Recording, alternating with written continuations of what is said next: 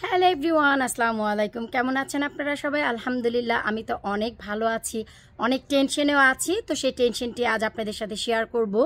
আমাদের এখানে 16 তারিখ রাত্র থেকে একটানা ঝড় বৃষ্টি শুরু হয়েছে। আজকে 21 তারিখ সকাল 4টা বাজে, ভোর 4টায় সেই ঝড় বৃষ্টি একটু থেমেছে আর একটু আকাশে রোদ উঠেছে।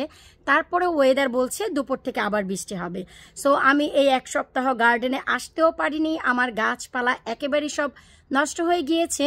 তারপরেও আজ আমি আমার দস্তা কচু প্রিজার্ভ করব শীতের জন্য। যারা রেগুলার আমার চ্যানেলে ভিডিও দেখেন তারা তো জানেন যে কিভাবে আমি আমার গার্ডেনের শাকসবজি সঞ্চয় করি শীতের জন্য। তো যারা একেবারেই নতুন এবছর চ্যানেলে এসেছেন তাদের জন্য আজকের এই আয়োজনটি, আশা রাখছি আপনাদের ভালো লাগবে। যে সামারে ফলানো সবজি আমরা শীতের জন্য প্রিজার্ভ করে কিভাবে 12 মাস ব্যাপী খেতে পারি। তো চলুন সবার শুরুতে আমরা আমাদের দস্তা কচুর এখানে চলে যাই। আমি আপনাদের সাথে শেয়ার করব একটানা 7 দিন বৃষ্টির কারণে গাছের কি অবস্থা। পাতাগুলো একেবারেই নষ্ট হয়ে গেছে। আমি জাস্ট একটু আপনাদের নজর বুলাচ্ছি, আমি জাস্ট একটু দেখাচ্ছি যে অতিরিক্ত 7 দিন একটানা বৃষ্টির কারণে সিম গাছের এই যে দেখুন পাতাগুলো সব কিন্তু ঝলসে গেছে। আপনারা সবাই সিম বা উড়ির একটি আপডেট চেয়েছেন আমার গার্ডেনের, আমি দেব আর নিজেও দুঃখ করব। আশা রাখছি আপনাদেরও দেখে খারাপ লাগবে যে এই সময় কিভাবে এই অবস্থা হলো। তো চলুন আমরা দস্তা কচুর দিকে চলে যাই। এইটি একেবারে যেহেতু ভালো আছে, তো আমি একটু দেখাচ্ছি। এর আগে দস্তা কচু বা মিষ্টি কচু বা কালো ডগার কচুর একটি আপডেট আমি দিয়েছি। তো এখন যেহেতু আমি নিজেও ঠান্ডার জন্য প্রিজার্ভ করব, সো তার আগে চলুন আমরা একটু দেখাচ্ছি যে দস্তা কচুর অবস্থানটি কেমন। এই যে দেখুন, আলহামদুলিল্লাহ খুবই চমৎকার অবস্থায় এগুলো বসবাস করছে। আমি জাস্ট একটু ডগা পাতাগুলো সরাচ্ছি, এতে করে আপনারা দেখতে পাবেন যে কত মোটা তাজা হয়েছে। আর এই মোটা তাজা করার জন্য আমি কি কি কাঠখড় পুড়িয়েছি এই গত 4 বছর যাবৎ এখানে একই কচুর মুখে থেকে আমার কচু হচ্ছে, কি কি খাদ্য আমি দিচ্ছি সব কিছু আমি কিন্তু ডিটেলসে আগের ভিডিওতে বলেছি। কি টপ সিক্রেট খাবার দিয়ে আমি এত মোটা মোটা এবং এত বড় করেছি। আমার এখানে 2019 থেকে এই কচুটি হচ্ছে, দস্তা কচুর মুখটি মাটির নিচে আছে। শীতেও আমি খুব চমৎকারভাবে এগুলো রাখি, অবশ্যই আপনাদের সাথে ডিসেম্বর মাসে শেয়ার করব, কারণ ডিসেম্বর পর্যন্ত আমি এখান থেকে কচু খাবো ইনশাল্লাহ। এখন শুধু আমি প্রথম ধাপে কচুগুলো প্রিজার্ভ করব। তো চলুন আপনাদের সাথে শেয়ার করি যে কিভাবে কচুগুলো শুরুতে কাটতে হয়। তো শুরুতেই হচ্ছে আমরা সাইডে থাকা যে ডগাগুলো থাকবে সেই ডগাগুলোকে কেটে নেব। এই যে দেখুন, ঠিক এভাবে আমরা ডগাগুলো শুরুতেই কেটে নেব। অবশ্যই মনে রাখতে হবে আমরা কিন্তু শুরুতেই এখন মাঝখানের যে মূল যে ডগাটি আছে যা আমি দেখাচ্ছি, এই যে মাঝখানের এটি আমরা কাটবো না, কারণ ডিসেম্বর পর্যন্ত এখান থেকে আপনারা কচু পাবেন। সো সাইডের যত ডগাগুলো আছে পাতাসহ তার শুরুতেই কেটে নিতে হবে।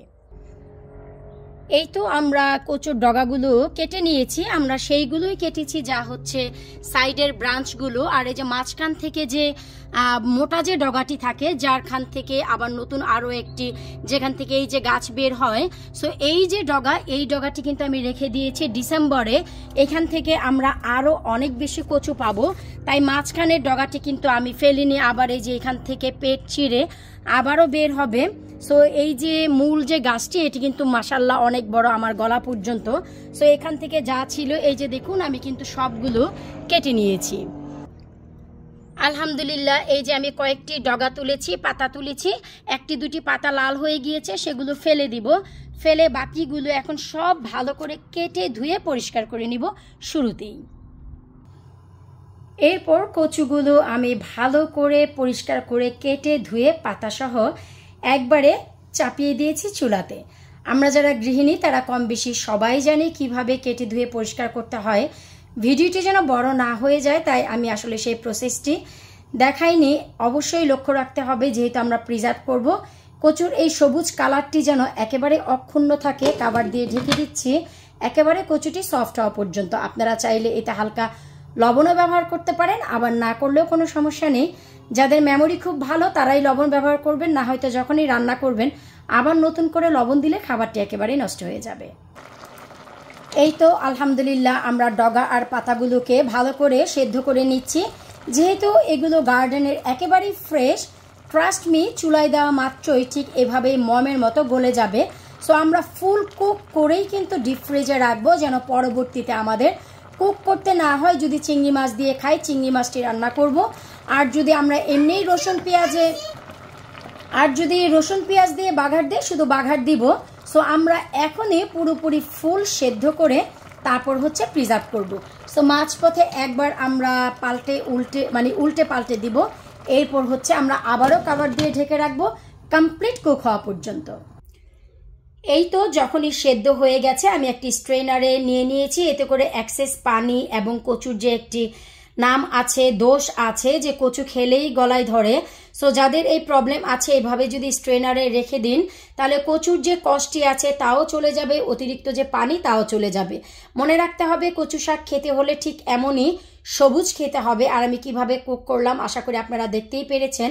আমি আর ভিডিওটি বড় করব না, এখন এই স্ট্রেনারের ভিতরে রেখে সম্পূর্ণ ঠান্ডা করে নিব। এরপর কোনো জিপলক ব্যাগ অথবা কোনো প্লাস্টিক বক্সের ভিতর নাম লিখে তারপর রেখে দিব যে এটি হচ্ছে কালো ডগার কচু, কারণ আমি গার্ডেনের অন্যান্য কচুও রাখবো, এতে করে যেন কনফ্লিক্ট না হয়। আশা রাখছি যারা একেবারেই নতুন আজকের এই ভিডিওটি দেখে উপকৃত হবেন যে আপনারা আপনাদের গার্ডেনের শাকসবজি এই শীতের জন্য কিভাবে প্রিজার্ভ করবেন। কম বেশি কচু অনেকেই পছন্দ করেন, সো আপনারাও যদি চান এভাবেই সব ধরনের কচু একই পদ্ধতিতে প্রিজার্ভ করে রাখতে পারবেন বছরব্যাপী। বিদায় নিচ্ছি আজকের মতো, আল্লাহ হাফিজ।